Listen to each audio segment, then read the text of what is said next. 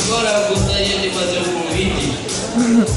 Vai começar o baile legal. Vai todo mundo começar a dançar. Vai todo mundo subir em cima da cadeira.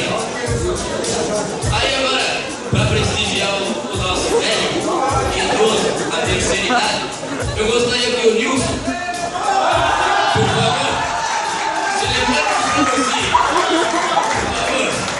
Vai, Nilson. Ai, meu Deus. Ele tava nervoso, né?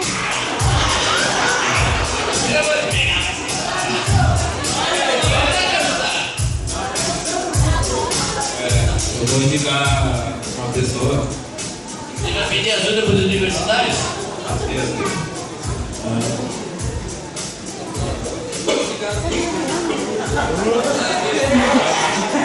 um pouquinho.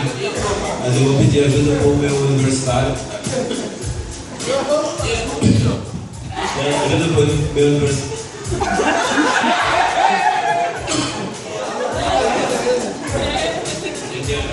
Você não gosta de fumaça?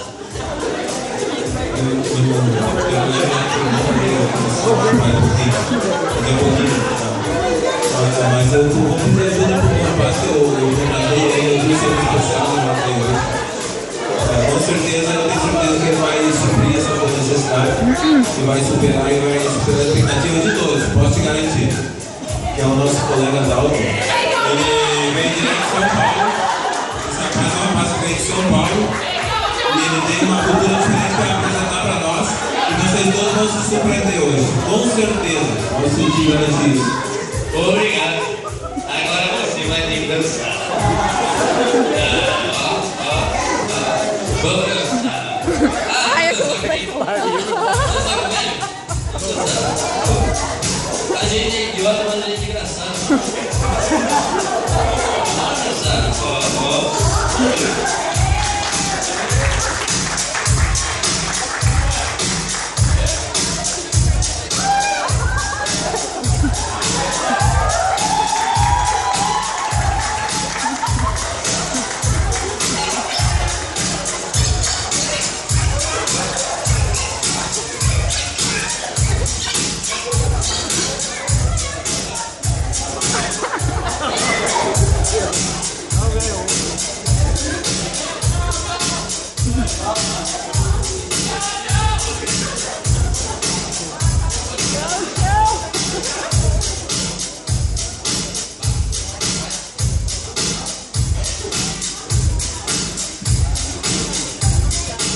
Fernando Bastos, por favor, compareça na frente do palco para dançar o Fernando Bastos.